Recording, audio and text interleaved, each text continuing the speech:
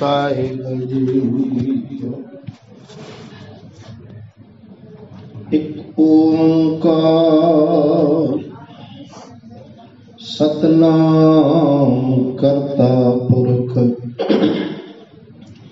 ਨਿਰਭਉ ਨਿਰਵੈਰ ਅਕਾਲ ਮੂਰਤ ਅਜੂਨੀ ਸੈਭੰ ਗੁਰ ਪ੍ਰਸਾਦ। ਬੇਸ਼ੁਮਾਰ ਅਥਾ ਅਗੰਤ ਅਤੁਲੈ ਜੋ ਬੁਲਾਵੋ ਤਿਉ ਨਾਨਕ ਦਾਸ ਬੋਲੇ। ਜੋ ਬੁਲਾਵੋ ਤਿਉ ਨਾਨਕ ਦਾਸ बोले। परम सम्मानयोग सत्संग के रूप में धन धन साहिब श्री गुरु तेग बहादुर साहब जी के नाम पर जो स्कूल चल रहा है, सारा ही स्कूल स्टाफ और विद्या ग्रहण करने वाले विद्यार्थी प्रियजन और साथ में इस विद्या को देने वाले अध्यापक जन, संस्था को चलाने वाले प्रिंसिपल साहब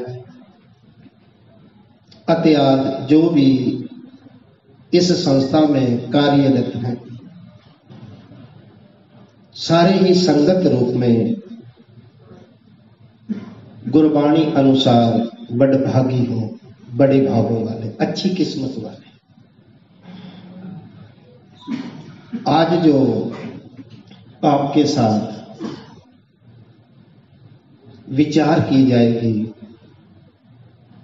बात साझी की जाएगी,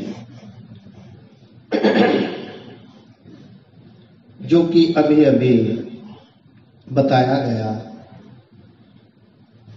बाल वीर दिवस के रूप में, वो लसानी शहादत 4 साहिबजादों की। आओ विचार की आरंभता करने से पहले जो गुरु मर्यादा है, गुरु फतेह की साझ। फतेह समझते ना बच्चों? फतेह बुलानी है। वाहे गुरु जी का खालसा, वाहे गुरु जी की फतेह। बहुत धन्यवाद। उपरांत सतगुरु तेग बहादुर साहब जी के चरणों में एक बेनती करें कि मालिक जी हमको सद्बुद्धि दो कि हम आपके इस इतिहास की विचार कर सके। और साथ ही मैं बेनती करूंगा कि 9 बजकर तकरीबन 35-40 मिनट हो चुके हैं। 35 मिनट कितने बजे तक? 10 बजे। सो समा बहुत सीमित है, इतिहास बहुत लंबा है। कोशिश करूंगा ये खास करके बच्चों की ही शहादत। और इससे पहले अगर बच्चों का ही नाम लिया है तो एक गुरबाणी में पंक्ति आती है जिसको हम पदा बोलते हैं कि सच्चे मार्ग चलदे हैं उस्तुत करे जहान। बच्चों, ये वाणी गुरु ग्रंथ साहब है। इसका भावार्थ है जो सच के मार्ग पे चलता है उसकी उस्तुति, उसका नाम ता जिंदगी तक रहता है। बेशक जो सच के मार्ग पर चल रहा है वो इस दुनिया में रहे या ना रहे, लेकिन उसका नाम अमर हो जाता है। सच्चे मार्ग चलदे उस्तत करे जहान। सच के मार्ग पर चलना, और सच है परमेश्वर, भगवान, ईश्वर, अल्लाह ताला, गॉड, वाहिगुरु। उसके अनेक नाम हैं, किसी भी नाम से पुकारे उसके अनेक नाम हैं। अगर मैं बच्चों की ही बात करूं, जो कि वीर बाल दिवस के नाम पर ये दिन घोषित हुआ है हमारी सरकार के द्वारा, बहुत ही एक अच्छा उपराला, और ये सच है। एक गुरबाणी का पता और बाबाणियां, कहानियां, पुत सुपुत करें, इसका भावार्थ। बाबाणी कहते हैं गुरु साहब की बाणी, जो उन्होंने उच्चारण की है ना, जो उन्होंने बोला है, बाबाणी उनकी बाणी, उनकी लेखनी। कहानी इतिहास, कैसे ना, आओ बच्चों आपको एक कहानी सुनाए, किसी राजा की, किसी शिकारी की, किसी पंछी की, यानी कि उसने क्या करा अपने जीवन में, एक कहानी, हिस्ट्री, इतिहास। और बालों में से बाल का जिक्र थोड़ा सा करके मैं आगे बढ़ूं। सतयुग के समय में जो आप आज भी हमारे हिंदुस्तान में खासकर ये त्योहार मनाया जाता है, वो आने वाले दिनों में होली का त्योहार होगा, और जो कि वो भी एक बच्चे से जुड़ा हुआ है। बच्चे से क्यों जुड़ा है? क्योंकि उस बच्चे का नाम प्रहलाद था। क्या नाम था? प्रहलाद था। Very good. वो सच के मार्ग पे चला, परमेश्वर के नाम पर चला, लेकिन उसका पिता हरनाकुश एक अहंकारी पुरुष था, किसी की दूसरे की बात बर्दाश्त नहीं करता था।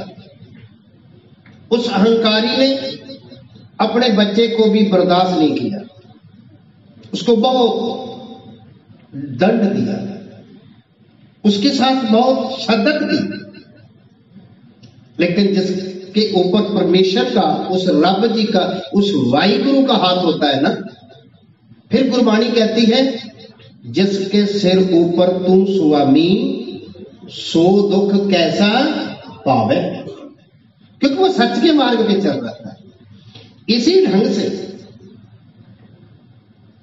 ये जो दौर हुआ है, खास करके औरंगजेब का राज,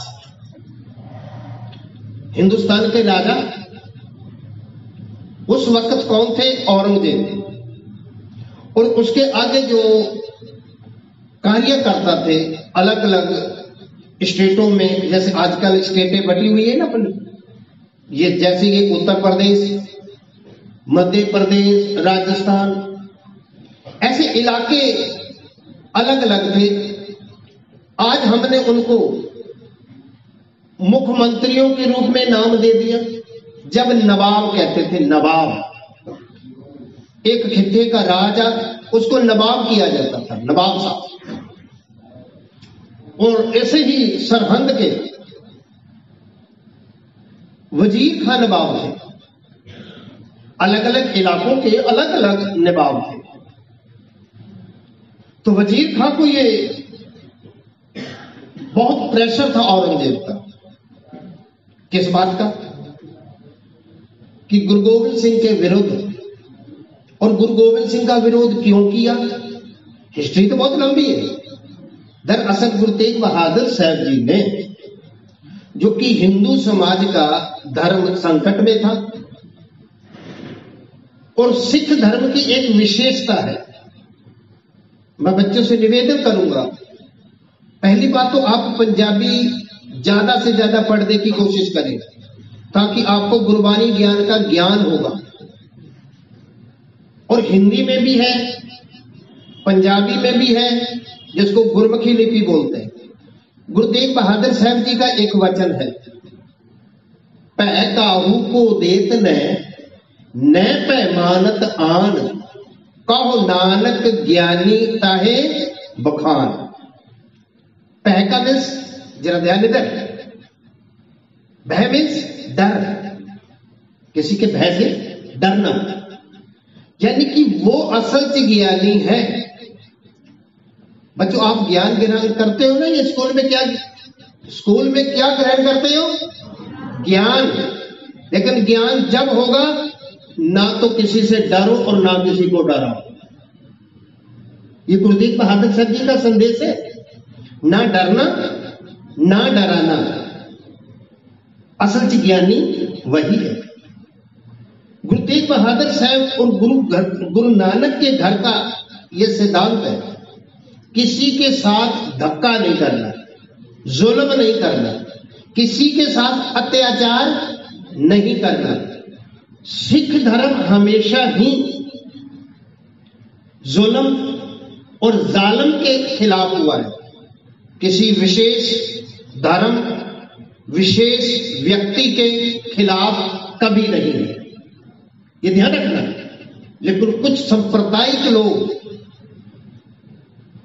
एक धर्म से एक व्यक्ति को जोड़ लेते हैं, और यह सच है, किसी भी धर्म में कोई गलत नहीं है और सारे धर्मों में गलत लोग जरूर हैं।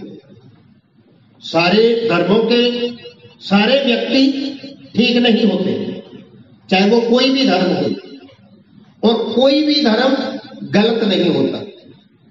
सब धर्मों की एक ही शिक्षा है, परमेश्वर का सिमरन करना, न्याय करना, नेक नीति से चलना, मिलवर्तन करना। कोई भी धर्म हमको अलग अलग नहीं सिखाता, लेकिन चंद लोग धर्म के नाम पर दंगे करवाते हैं, धर्म के नाम पर अपनियां रोटियां सेकते हैं। ऐसे ही उस वक्त हो रहा था। गुरु तेग बहादुर साहब जी ने जब हिंदू धर्म की रक्षा के लिए एक बलिदान किया, ना कि गुरु तेग बहादुर साहब हिंदू धर्म को मानते थे, लेकिन एक धक्का हो रहा है किसी के साथ, उसके साथ इंसानियत के नाते हमारा ये फर्ज बनता है उसकी हेल्प करने का, उसकी मदद करने का। लेकिन विरोधता जब ऐसा होता है ना, जब किसी की हम मदद करेंगे, हम किसी के ऊपर धक्का कर रहे हैं ना, अगर वो तीसरा बंदा उसकी मदद करेगा वो भी हमारा दुश्मन। जो दुश्मन का साथ देगा वो भी हमारा दुश्मन। इसी ढंग से उन्होंने हिंदू धर्म को दबाना चाहा था। गुरु तेग बहादुर साहब जी का कोई रोल नहीं था उसमें, लेकिन गुरु घर का ये न्याय है, किसी के साथ धक्का अन्याय नहीं होने देना। इस वजह से हमारी ये दुश्मनी हुई। आज भी एक दूसरे देखते हैं, हम एक दूसरे को दुश्मन की न्याय देख रहे हैं, लेकिन जो नहीं देखना चाहिए।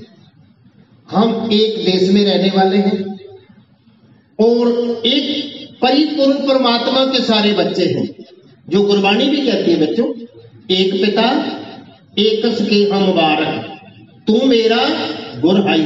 हमारा परम पिता परमात्मा तो सबका एक है ना, वो अलग नहीं है। तो फिर आपस में हम क्यों झगड़ते हैं? आपस में हम क्यों एक दूसरे से दूरियां बनाते हैं? हम सब एक हैं। इसी ढंग से उन्होंने आनंदपुर साहब का किला घेर लिया और आनंदपुर किले को तकरीबन 7 महीने घेरा था। लेकिन मुख्तसर बेनती में विस्तार में नहीं जाता समय के अभाव से। आखिरकार वो किला छोड़ा, जो कि सिख धर्म के मुताबिक, सिख धर्म में जैसे हर मजहब में अपने अपने मंथ के नाम होते हैं ना, जैसे ईस्वी सन जो बोलते हैं हम जनवरी फरवरी, इसी तरह हिजरी धर्म में इस्लाम धर्म का अपना कैलेंडर है और बिरकमी संवत का अपना कैलेंडर है। गुरु नानक साई कैलेंडर अलग है, जिनके नाम सबसे पहला महीना चेत का शुरू होता है, जिसको बोलते चेत, वैसाख, जेठ। इसी तरह चलते चलते ये जो महीना अरबी सकरात से शुरू हुआ है, इसको बोलते पोख, और चलती पंजाबी में पो शब्द, यानी इस महीने का नाम क्या है? पोख। और अंग्रेजी तरीकों के हिसाब से कैलेंडर से देखें, जो प्रचलित है सारे समझते हैं। ये तकरीबन 20 दिसंबर की रात और जिसको 6 पो किया जाता है आधी रात के बाद, ये कह लो 21 दिसंबर आ गया आधी रात के बाद, और 7 पो शुरू हो चुका है।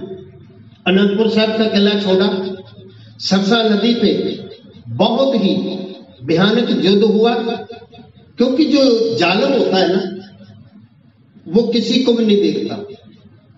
उन्होंने फिर हमला किया सरसा नदी के किनारे पर, बहुत जबरदस्त युद्ध हुआ जो बहुत नुकसान भी हुआ। सतगुरु जी उस सरसा नदी को पार करते हैं, पर यहां में एक बच्चों और छोटे बड़े सारे संगत रूप में जो भी बैठे हैं, हर एक घटना से कोई शिक्षा मिली है, सिद्धांत। यहां गुरु गोविंद सिंह जी ने चलते चलते भी एक बहुत बड़ी शिक्षा दी थी। वो क्या है? इधर युद्ध हो रहा है, अमृत वेला समय तो सुबह, अर्निंग मॉर्निंग, सुबह सुबह सतगुरु जी का नेम है जो नित्यनेम करना, श्री आशा की वार का कीर्तन करना, वो भी करा। यानी कि अपने नियम को निभाया, अपनी मर्यादा को निभाया। और मैं सच कहूं, नेम में प्रेम है। अगर नेम करेंगे तो प्रेम से करेंगे ना, प्रेम में नेम, नेम में प्रेम। और गुरु गोविंद सिंह के वचन है, साच कहूं सुन लियो सब है, जिन प्रेम कियो तिन ही प्रभ पायो। जिसने प्रेम करा है, प्रेम हमने आपस में भी करना है, समाज से भी करना है, जीव जंतुओं से भी करना है, क्योंकि इस जीव जंतुओं में भी उसी परमेश्वर की ज्योति है। इसलिए हम सब एक हैं, प्रेम से रहना है। इसी ढंग से सतगुरु जी का परिवार विछोड़ा हो जाता है। परिवार विछोड़ा सतगुरु जी का 3 टुकड़ों में होता है। गुरु साहब जी के महल, जो उनकी घरवालियां थी, उसको पंजाबी में महल बोला जाता है, और इंग्लिश में वाइफ। माता साहब देवा जी, माता सुंदरी जी, और भाई साहब भाई मनी सिंह जी अंधेरे में बिछड़ गए थे, रास्ता मालूम नहीं था, पीछे दुश्मन लगा हुआ है, ठंड का मौसम था, अंधेरी रात थी, थोड़ी थोड़ी बरसात थी, तो रास्ते का कोई मालूम नहीं। जिधर को जो भी रास्ता मिला उधर वो निकल पड़े। ये 3-4 माता सुंदर कौर साहब देवा जी और भाई मनी सिंह दिल्ली के रास्ते पे निकल गए, ये सरसा नदी से। इसी तरह बहुत उस सरसा नदी में गुरु घर का नुकसान हुआ, खजाना भी, ऐतिहासिक ग्रंथ भी, और हमारे जो संगत के रूप में छोटे बड़े थे वो भी सरसा नदी की बहुत भेंट चढ़ गए, यानी कि डूबकर मर गए, डूबकर शहादत का जाम पी लिया। इसी ढंग से माता गुजर कौर जी, जो छोटे साहबजादे, जिनका ये लसानी दिवस मनाया जा रहा है, और पूरी दुनिया में आज तक इस छोटी उम्र की कोई शहादत नहीं हुई। बहुत छोटा मासूम बच्चा, तकरीबन बाबा जोरावर सिंह जी छोटे हैं जो साहबजादे, ये 9 साल के हैं। फतेह सिंह उससे भी छोटे, वो 7 साल के हैं। और बुजुर्ग माता गुजर कौर जी, ये दूसरे रास्ते से तीनों भटक जाते हैं, और ये चलकर सबसे पहले कुंभे मास्की की झोपड़ी में आते हैं। इसी ढंग से तीसरा जो टुकड़ा था गुरु के परिवार का, गुरु के सिंह 35-40 के लगभग, और 2 बड़े साहबजादे बाबा अजीत सिंह और बाबा जुझार सिंह, और गुरु गोविंद सिंह जी, उनके 5 प्यारे, और गुरुसिख परिवार, ये चमकौर की तरफ निकलते हैं। दुश्मन फिर भी पीछे लगा हुआ है, क्योंकि उनको पकड़ थी असल में गुरु गोविंद सिंह जी, इधर ध्यान नहीं दिया, और वो गुरु गोविंद सिंह को पकड़ने के लिए चमकौर पहुंच जाते हैं, जहां चमकौर खास करके 22 दिसंबर, जिसको 8 पूरा जिक्र किया जाता है, बहुत ही एक दुनिया में विचित्र युद्ध हुआ है। और बच्चों आपको गिनती सुनाऊं, दुश्मन की गिनती 10 लाख की है, 10 लाख, और इधर गुरु परिवार की गिनती मात्र 40-42 यानी कि 42 के लगभग सिंह साहबान, जिन्होंने उस 10 लाख को, आज की शब्द में कहूं, धूल चटा ली। उनकी हार हुई, गुरु गोविंद सिंह की जीत हुई। और इसका श्रेय पता किसको जाता है? गुरबाणी को, क्योंकि गुरु के पास क्या है? गुरबाणी। और गुरबाणी वो ताकत है जो कोई भी धर्म का कोई भी इंसान इसके ऊपर अकीदा, विश्वास, भरोसा, यकीन रखेगा ना, उसके बेड़े पार है। इसी बीच में आपके संबंधित एक घटना याद आई है। बच्चों, हमारे पड़ोसी देश पाकिस्तान, जो कि वहां के एक राष्ट्रपति हुए हैं मुशर्रफ जी, उनके बचपन की घटना है। एक गुरमुख परियारे ने सुनाई थी, रागी सिंह था। जब पाकिस्तान बना था ना, जब हम एक ही थे, और आप सिलेबस में पढ़ते भी हो, हमारा देश कब आजाद हुआ? 1947। और 1947 से पहले हम एक थे। और वो व्यक्ति उधर ही रहता था, रागी सिंह, जिसने अपनी घटना सुनाई, जो कि मुसफ्फर था, जो पढ़ाई में बहुत थोड़ा सा कमजोर था। जैसे आप भी कोई बच्चे कमजोर होंगे ना, कभी मन नहीं करता, मन चले होते हैं। अब्बा जान, अब्बा बोलते हैं पिताजी को, अब्बा जान जी स्कूल भेजते हैं, अम्मा स्कूल भेजती है, डांट के भी, आपको भी डांटा होगा माँ बाप ने कि जाओ स्कूल, अच्छे बच्चे हो, वेरी गुड। उस मुसफ्फर को डांटते थे, उसका मन नहीं करता था पढ़ाई में। और इधर जब स्कूल में आता था, जब स्कूल का वर्क ना करना, काम ना करना, तो ये तो सीधी सी बात है, टीचर भी डांटेगा, टीचर भी डांटते थे, पिटाई भी होती थी। अब उसने क्या सोचा, घर रहता हूं, अब्बा अम्मा डांटती है, स्कूल में जाता हूं, वो टीचर डांटते हैं, तो मैं क्या करूं? कुछ मनचले विद्यार्थी होते हैं, घर से आ जाते हैं, स्कूल में नहीं पहुंचते। शायद आप में से भी कोई ऐसा है क्या? ईमानदारी से बताना। नहीं है तो बहुत अच्छी बात है, very good, lovely boy, lovely विद्यार्थी, बहुत प्यारे हैं, थैंक यू, आपका धन्यवाद। लेकिन हुआ क्या? अब सुनने वाली बात है, ये आपका ध्यान ही तो खींचने के लिए बोला था।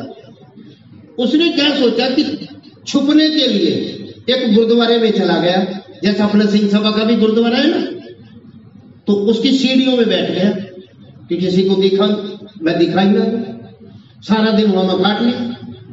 अचानक मेरे जैसा एक ज्ञानी जी था गुरुद्वारे में, और ज्ञानी जी ने देखा तो बोला कि भाई तू क्यों इधर छुपा? जब वो राष्ट्रपति नहीं था, एक बच्चा ही था आप जैसा, हो सकता है कि कल को ऐसा भविष्य आए, आप में से कोई राष्ट्रपति बन जाए, और हमारे हिंदुस्तान का, मैं ये कामना करता हूं, आप में से कोई हमारे देश का प्रधानमंत्री बन जाए। मैं कामना करता हूं कि आप में से कोई राष्ट्रपति बन जाए, लेकिन बनोगे कब? ऐसे। उसको क्या दिया जरा देखना। ज्ञानी जी से बोलने लगा कि मैं स्कूल नहीं जा सकता, ज्ञानी जी मेरे को ना डांटो मत, मैं घर रहता हूं तो अब्बा डांटता है, मैं स्कूल आता हूं तो हमारे उस्ताद जी डांटते हैं, टीचर डांटते हैं। तो उसने कहा तू बेटा ये गुरबानी पढ़ा कर, और वो था मूल मंत्र।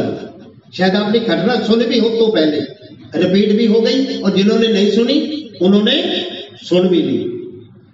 ये मूल मंत्र पढ़ाकर, एक ओंकार सतनाम कर्ता पुरख निर्भव निर्वैर अकाल मूरत अजूनी सैभं गुर प्रसाद, इतना मूल मंत्र वो पढ़ने लगा। अब ये तो सच है ना, जिसको तुम याद करोगे वो तुम्हारी मदद करेगा।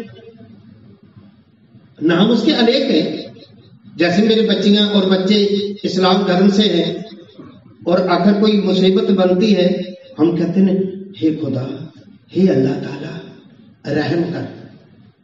कोई हिंदू परिवार से है वो राम जी का नाम लेता है, सिख परिवार से है वो कहता है हे वाहिगुरु कृपा करो। नाम तो एक ही है, शक्ति एक है, उसके नाम अनेक हैं। इसी ढंग से मालिक ने उसकी सुनी, उसकी बुद्धि तेज होगी। और मैं आपको भी कहूंगा, कोई ऐसा कमजोर हो ना, इस मूल मंत्र को बोलना शुरू कर देना, देखो आप कहां से कहां पहुंचते हैं। ये नोट कर लेना आज बात। हो सकता दोबारा मैं आपको मिलूं या ना मिलूं, पर ये मेरी बात ध्यान रखना। उस बच्चे ने उसको पढ़ना शुरू कर दिया, उसको सद्बुद्धि भी आ गई, पढ़ाई में ध्यान भी आ गया, पढ़ाई में मन लगना भी हो गया। अब अब्बा भी प्यार करता है और उस्ताद जिसको टीचर बोलते हैं वो भी प्यार करता है कि ये होशियार बच्चा है, इंटेलिजेंट। पढ़ते पढ़ते पढ़ते आज वो एक दिन राष्ट्रपति बन गया। फिर रागी सिंह ऐसे जो ननकाना साहब जाते हैं ना, आज भी जाते हैं, तो फिर पिछली भी याद आई उस रागी सिंह को कि हमारा पुराना दोस्त रहता था, आज वो राष्ट्रपति बन गया। कैसे तैसे संपर्क करा तो बुलाया, तो उसके ड्राइंग रूम में पता क्या देखा, चाहे वो उर्दू में लिखा था, ये मूल मंत्र लिखा हुआ था और कोई चीज नहीं लिखी। एक ओंकार सतनाम कर्ता पुरख निर्भव निर्वैर अकाल मूर्ख अजूनी सैभंग गुर प्रसाद। और वो रागी सिंह भी पाकिस्तान से आया था जब 47 की वंड हुई थी, बंटवारा हुआ था। और पुराने जितने भी लोग थे ना वो सारे उर्दू पढ़ते थे। आखिरकार उसने वो पढ़ा तो मुसफ्फर से बोलने लगा कि आपका ऐसे संपर्क तो है नहीं, आप तो खुदा को मानने वाले हो, कुरान शरीफ की आयतों को मानने वाले हो, लेकिन ये आपके ड्राइंग रूम में क्या बात है? कहने लगा इसी की मेहरबानी से आज मैं राष्ट्रपति हूं। सारे बोलो जी वाह। इसी की बदौलत, ये नाम की कमाई से मैं आज राष्ट्रपति हूं। आपसे भी मैं विनय करूंगा, इस मूल मंत्र का जाप करा करो। और स्कूल के प्रबंधक से भी, जैसे आप प्रार्थना, कोई भी प्रार्थना बोलो मुबारक, लेकिन प्रार्थना में मूल मंत्र भी अनिवार्य करते। ये मेरी विनय है, बच्चों को याद होगा और इससे आपको संदेश और उपदेश मिलेगा। मूल मंत्र का भी चाहे 5 बारी जाप करो, ज्यादा मत भी करो। देखो फिर इस संस्था को, आप बच्चों को, मेरे टीचर साहबानों को क्या गुरु नानक के घर से मिलता है वो बयान भी नहीं करा जाएगा। इसी ढंग से मैं बात करूं, चमकौर की जंग हुई जिसमें सारी शहादत हुए। बाबा अजीत सिंह, बाबा जोरावर सिंह जो 14 और 16 साल की उम्र के, बहुत नुकसान हुआ। इसी तरह से छोटे साहबजादे थे जो 7 साल और 9 साल की उम्र में, माता गुजर तो उनके साथ थे। सबसे पहले कुंभे मास्की की झोंपड़ी में आए, उसके बाद वहां जो उनकी सेवा संभाल हुई, बहुत सत्कार हुआ। फिर गंगू ब्राह्मण था जो कि गुरु नानक के घर के गुरु गोविंद सिंह जी थे, जो उसके रसोइये रहे, किचन के रसोइया रहा था, उसके घर चले गए। लेकिन उसके अंदर एक लालच आ गया और सरकार का दबाव आ गया। उसने माता जी को और साहबजादों को उस मुगल राज की सुपर्द कर दिया, पकड़वा दिया शिकायत करके। और वो फिर मरिंडा जो पंजाब में है, मरिंडा कोतवाली में एक रात उधर रुकते हैं। जो ये रात बीती है 25 तारीख की, आज 26 तारीख है, 25 की रात को सरहंद पहुंच गए थे। और सरहंद जो ठंडा बुर्ज है, जिसको ठंडे बुर्ज के नाम से जाना जाता है, माता जी और दोनों साहबजादे उस ठंडे बुर्ज में 3 रातें काटते हैं, 3 दिन 2 रातें, 25 की रात, 26 की रात और 27 की रात। 28 की उनकी शहादत होती है। लेकिन उनको कोई कपड़ा नहीं, कोई प्रसादा पानी नहीं, भोजन नहीं, और ठंड में, उस ठंडे बुर्ज में, और उस ठंडे बुर्ज की ऊंचाई लगभग इतिहास के मुताबिक 140 फुट की थी, जिसमें उन्होंने वो ठंडी रातें काटी। लेकिन उसमें उनको भोजन की कोई व्यवस्था नहीं करी। उसी दौरान मोती मेहरा जो उस वजीर खान के जेलर थे ना, जो जेल काटते थे, और खास करके जो हिंदू भाई थे जेल में, उनकी रोटी के लिए रसोईया था, उस मोती मेहरे ने माता जी और बच्चों को दूध पिलाया, पर जालिम सरकार ने वो भी बर्दाश्त नहीं किया। मोती मेहरे के भी परिवार कोलू में पीट दिया, जैसे हम तेल निकालते हैं ना, उस कोलू में, जिसके स्पेलिंग में क्या बोलते हैं भाई, और कोलू में पीट दिया।